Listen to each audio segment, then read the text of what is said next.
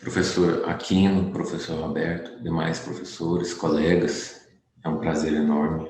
Como a senhora tinha dito, eu sou de Uberaba, mas eu sou da Universidade de Uberaba mesmo, não da Universidade de Uberlândia. Eu sou de Uberaba, venho fazendo trabalhos com o professor Orlando, com a professora Adriana em Uberaba, e me foi dada essa missão de falar a respeito desse livro, que é a Formação Social da Mente, de Vygotsky, que vou passar a fazer a apresentação aqui. Vamos ver se eu consigo passar. Estão vendo que deu entrada aí? Estão conseguindo ler? Sim, professor. Bom, então, a formação da mente, o papel dos instrumentos e signos na formação das funções psicológicas superiores de Vygotsky, foi uma obra do Vygotsky que veio explicar como que as crianças desenvolvem as formas de pensamento mais elaboradas, como que as crianças passam de um pensamento bem simples para questões mais sofisticadas de pensamento a partir do mundo, a partir do intercâmbio, do arcabouço cultural, em que elas são depositadas quando em contato com as culturas, com as outras crianças, os outros adultos. Então, nesse sentido, eu tive a honra de poder falar a respeito dessa obra de Vygotsky, que é tão pertinente nesse momento, né? Antes de entrar no tema, eu queria dizer que todo o trabalho aqui apresentado vem sendo muito atual, vem sendo muito interessante para se desenvolver as teorias desse pensador Vygotsky. É um brilhante cientista, lógico. E nossa grande arma, na minha humilde opinião, é a educação, porque todas as questões aqui que nós estamos conversando, elas estão no campo também da política, do acesso que as pessoas têm. E a educação é a única coisa que muitas vezes sobra para a gente poder lutar em favor de conseguir a evolução que a gente precisa. Nós temos dados, nós temos estudos, todos aqui são professores cientistas também, que elevam a condição de todos esses autores, como Vygotsky, ao nível que eles merecem, que é levar a evolução humana adiante, só que muitas vezes questões pandêmicas, questões de doenças, questões sociais, não se verifica tudo isso dentro de uma sala de aula e as pessoas acabam perdendo a chance de ter contato com tais teorias. Então, para mim é um grande prazer estar falando aqui desse cientista, ainda mais em contato com tamanhas celebridades na minha vida, que são os professores que estão aqui. Então, muito prazer. Primeiro, eu queria dizer que Vygotsky, ele desenvolveu essa tese de que o arcabouço cultural ele precede a aprendizagem. As pessoas são inseridas em seu meio, só que Vygotsky entende que tudo é um todo. A pessoa e o seu meio, a pessoa e a sua cultura são uma coisa só. Nessa introdução, nós vamos falar aqui sobre desenvolvimento da mente, das formas mais espontâneas para as formas mais complexas de pensamento e as ferramentas para se atingir essas maneiras complexas de pensamento e, consequentemente, o desenvolvimento da criança e o desenvolvimento humano. Nesse trabalho, vai ficar enfatizado como que a comunicação ela tem um papel de levar a condição de pensamento aos níveis mais superiores. Vygotsky entendeu que para que o desenvolvimento se dê, ele é o resultado da interação entre 4 planos genéticos que compõem as etapas da evolução humana. Juntas, elas caracterizam um funcionamento psicológico do ser humano. Como vocês podem ver, o primeiro plano é a filogênese. Esse plano explica o desenvolvimento genético dos organismos por meio da adaptação progressiva das diversas espécies de animais e suas predisposições biológicas. O segundo plano é a ontogênese, que se refere à transformação e evolução do indivíduo da espécie desde a concepção até a morte, apresentando diversos níveis de maturidade biológica dos seres durante a vida. Tem a sociogênese, que estuda intercâmbios sociais como sendo as raízes das funções mentais superiores, estuda a história cultural em que o indivíduo nasceu, está inserido, e a interação com o mundo externo. Nesse sentido, né, a cultura determina os limites históricos do desenvolvimento. E, por fim, o plano genético da microgênese, que é caracterizado por ser um aspecto microscópico do desenvolvimento, com foco bem definido do fenômeno, sendo uma porta para a construção da singularidade no ser humano. É nesse ambiente que o psiquismo individual vai sendo definido, e o psiquismo ele vai sendo definido a partir do cruzamento de fatores biológicos, fatores históricos, culturais, em que aquele indivíduo está inserido, fazendo com relação às suas relações, os profundos efeitos que essas relações culturais geram no desenvolvimento da pessoa, e vai transformando esse ser realmente em ser humano. E como eu já havia dito, o Vygotsky ele entende que o homem e o ser eles são uma única coisa. Bom, nesse sentido, como que se dá essa relação? Essa relação do homem com os demais homens, da criança com as demais crianças e até mesmo com relação ao mundo e aos seus pensamentos, se dá a partir da mediação. Como se vê aí, existem signos e instrumentos que ajudam essas crianças na mediação com o meio externo. É nesse momento que a criança começa a ter contato com o meio externo, ela vai se transformando num ser histórico-social. Dessa maneira, tudo que se faz em busca de funções. Essas funções psicológicas, elas vão se tornando superiores a cada vez mais que o ser humano começa a ter contato com a própria capacidade de despertar, de ter percepção da sua realidade, de ter consciência. Como vocês podem ver aqui, um primata, por exemplo, ele encontra uma ferramenta e ele trabalha com uma ferramenta. Muitas vezes um chimpanzé, ele utiliza uma ferramenta para inserir ali no cupim e se alimentar daquele cupim. Todavia, existe uma diferença.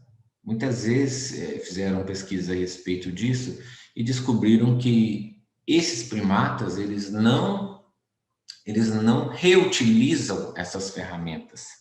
Eles não têm pensamentos superiores em relação às ferramentas. Eles utilizam a ferramenta praticamente de maneira instintiva e, posteriormente, eles não guardam aquela ferramenta para um uso posterior.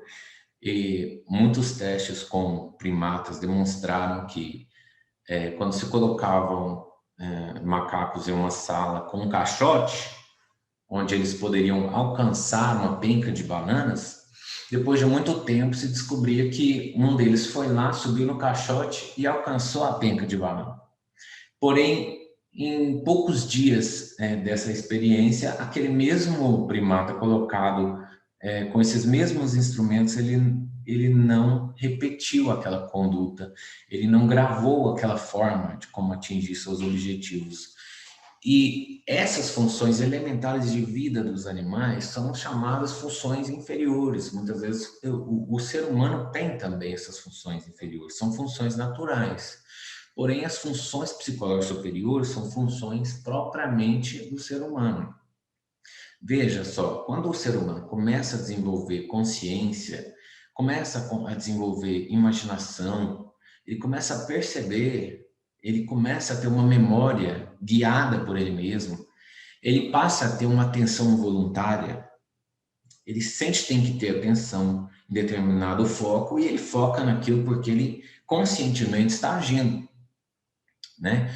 Então, o pensamento e formas mais sofisticadas, como a leitura, a escrita, a fala, a linguagem falada, a linguagem gestual, vão levar esse ser humano a se desenvolver e atingir esse domínio dessas formas superiores, dessas funções psicológicas superiores. Então, como é que acontece isso? Isso acontece nesse intermédio entre signos, mediação e instrumentos. Porque o ser humano, assim como os animais, usam instrumentos para atingir suas metas, né? E Vygotsky já dizia, veja só, segundo Vygotsky, existem dois tipos de elementos mediadores, os instrumentos e os signos, sendo que o primeiro corresponde a um objeto social e mediador da relação entre o indivíduo e o mundo, que são os instrumentos, certo? Diferentemente dos animais que também usam instrumentos, o ser humano tem a capacidade de criar seus instrumentos para determinados fins, os guardam para seu uso futuro e transmitem a sua função e metodologia de construção para outros membros do grupo social, né? O segundo meio, o segundo tipo, o tipo de elemento mediador é o signo. Os signos correspondem a instrumentos de atividade psicológica, ou seja, eles são instrumentos sim, mas são instrumentos psicológicos do homem, com um papel semelhante ao dos instrumentos no trabalho, ou seja, auxiliam a nossa mente a tornar-se mais sofisticada, possibilitando um comportamento mais controlado. Então, vejam só, quando nós falamos aqui de um abacaxi, de uma vela, de um banco, esses são signos para nós. São signos. Porém, dependendo do contexto em que é inserido, um abacaxi pode ser diferente. Você vê essa criancinha, ele está pensativo, ele está com um abacaxi para ele resolver, não é? A vela do barco, o banco financeiro. Então, dependendo do contexto, os signos têm o seu significado diverso um para o outro. A linguagem e o desenvolvimento. Bom, o que aconteceu com o ser humano? O ser humano passou a utilizar da linguagem, porque desde que a gente nasce, a gente tem a linguagem já desenvolvida. A gente vai desenvolvendo a linguagem desde bebê. Quando um bebê chora, ele está praticando uma linguagem, né? Ele utiliza instrumentos, ele começa a dominar cada vez mais esses instrumentos. Já foi falado que os bebês utilizam até mesmo a mãe como instrumento para atingir aquela sensação de conforto que ela procura, que o bebê procura.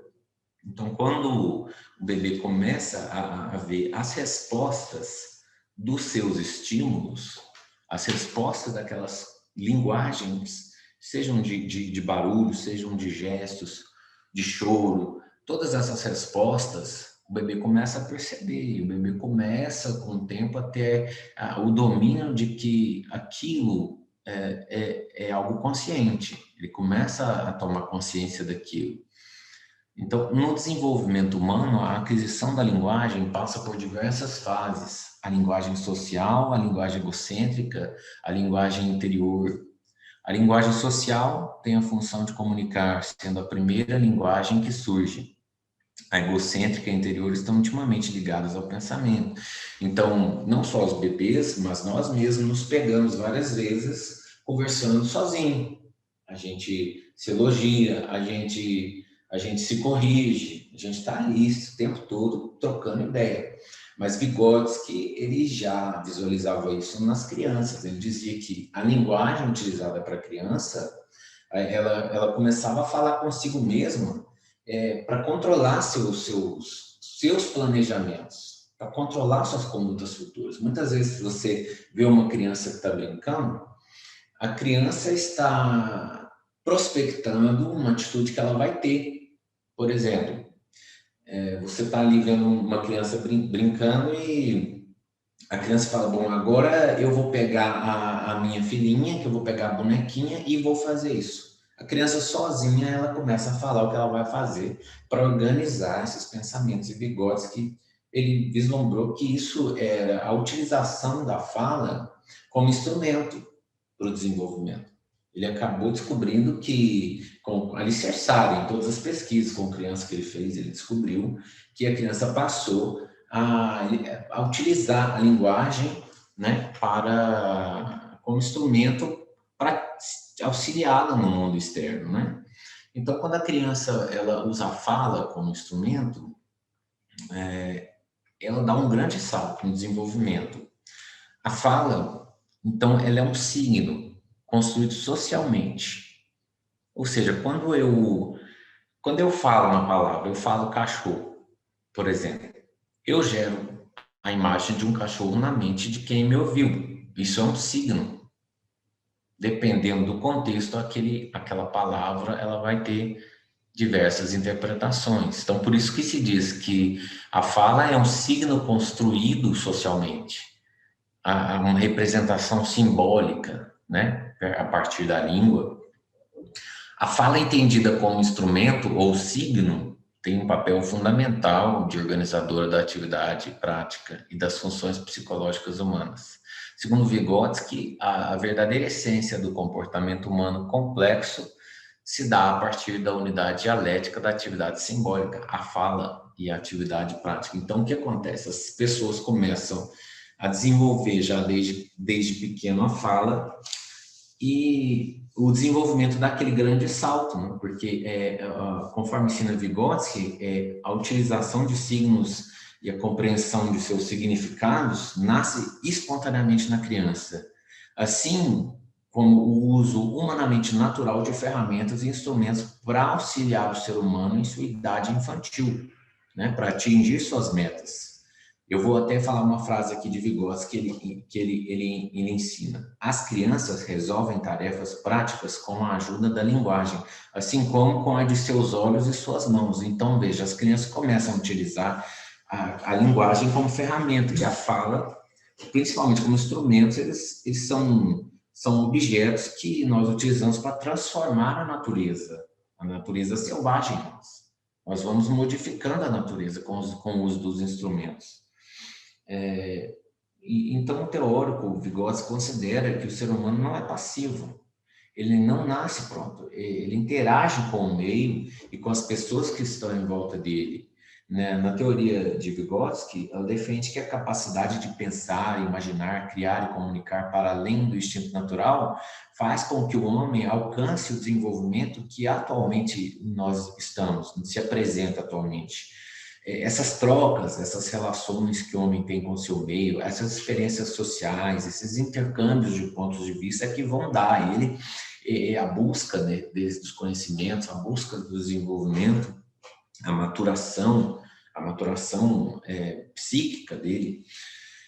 Bom, então, muitas vezes, eu posso dizer que alguns estudantes de educação vão confundir, dizendo que alguns autores como Piaget e Vygotsky, eles se completassem. Não, mas eles não se completam, são teorias totalmente diferentes, não é? Vygotsky não descarta a questão da maturidade física, genética, mas ele não trata o homem apenas como um ser genético, ele trata o homem como um ser social. Então, por exemplo, uma coisa que a gente está aqui, por exemplo, eu estou conversando na minha língua aqui. Posteriormente, o ser humano ele passa a construir conceitos e esses conceitos eles vão trabalhar entre si para elaborar formas de se entender o mundo. Como? Conceitos espontâneos e científicos. Vygotsky criou esses conceitos. Vygotsky entende que os conceitos espontâneos são conceitos naturais ao nosso pensamento que não nos remetem a nenhum ensino formal, sendo aprendido no dia a dia, por exemplo, por tentativa e erro, por inferência ou por conclusões lógicas. Por exemplo, você ensinar uma criança uma coisa que ela aprende sozinha, por exemplo, a atmosfera. O conceito de atmosfera, o conceito de equilíbrio, são conceitos que a criança naturalmente ela vai aprender. Espontaneamente ela vai aprender. Então, Vygotsky traz os conceitos científicos. Para Vygotsky, o desenvolvimento dos conceitos científicos apoia-se em um nível de maturação dos conceitos espontâneos, que atinge grau cada vez mais elevado, conforme a criança segue cronologicamente o seu percurso escolar.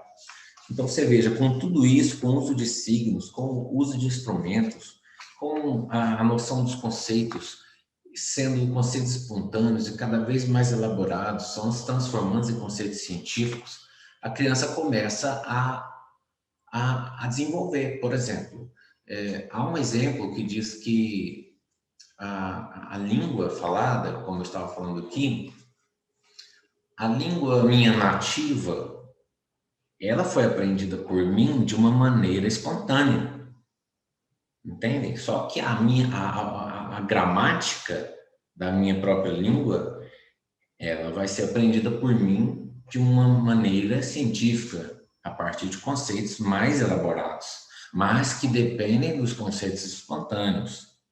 Por exemplo, eu posso entender o que o meu professor Orlando fala. O professor Orlando, ele fala em espanhol. Eu falo em português, mas eu entendo o que o professor Orlando fala. A partir da minha língua portuguesa, que eu aprendi de maneira espontânea. Então, quando você aprende uma língua estrangeira, você está usando como base a sua própria língua, muitas vezes, e você acaba podendo diferenciar o que é aprender a mesma coisa, que é uma língua, porém com variações diferentes, de uma forma espontânea, e uma língua estrangeira de uma maneira mais elaborada, de uma forma científica. E quão importante é a fala para o desenvolvimento, né? A criança, principalmente assim, ela falando em voz alta, ela organiza seus planos, ela concretiza seus conhecimentos, seus conceitos científicos, né?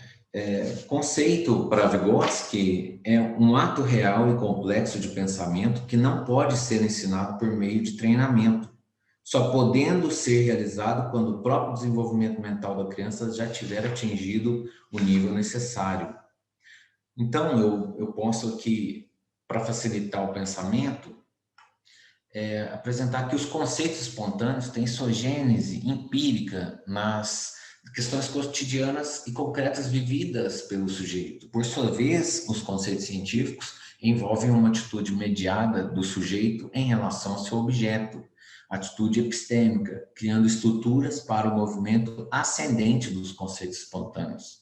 O tipo novo e superior de pensamento, o pensamento em conceitos científicos, portanto, não se baseia em uma ligação fundamentalmente nova com o mundo dos objetos, mas em uma reconceitualização do conhecimento já existente.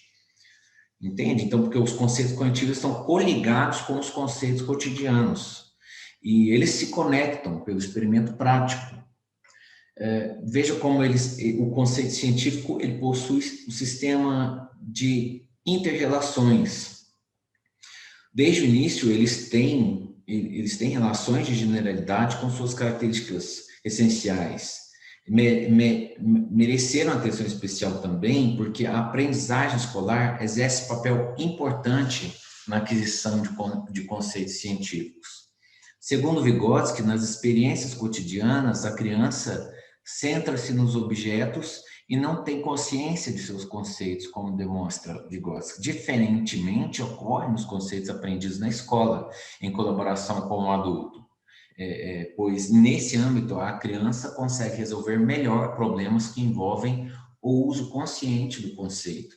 No entanto, estudos confirmaram que os conceitos espontâneos e os científicos, inicialmente separados, terminam por se encontrar. Para Vygotsky, os processos de desenvolvimento dos conceitos espontâneos e dos conceitos científicos, afetados por diferentes condições externas e internas, mantêm relação entre si, se influenciam mutuamente e não são excludentes. Vejam só.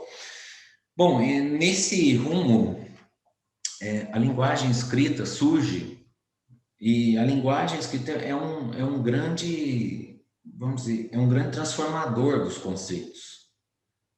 Vygotsky seleciona que o desenvolvimento da criança depende fundamentalmente da cooperação existente entre ela, os demais, os adultos, as outras crianças e o mundo.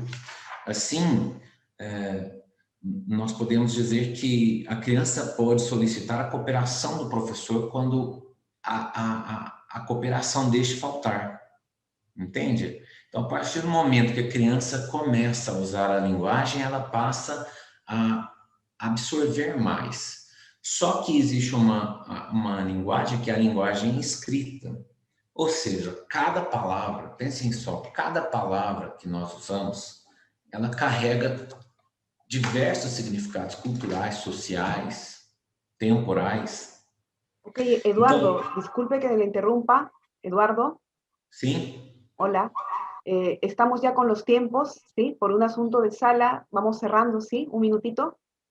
Sim, então eu só queria dizer que a linguagem escrita vem também para elevar, confere ao homem a capacidade de se operar em alto nível de complexidade. Então, quanto maior o domínio da linguagem escrita, leva a criança a atuar de um modo, assim, consciente da própria realidade.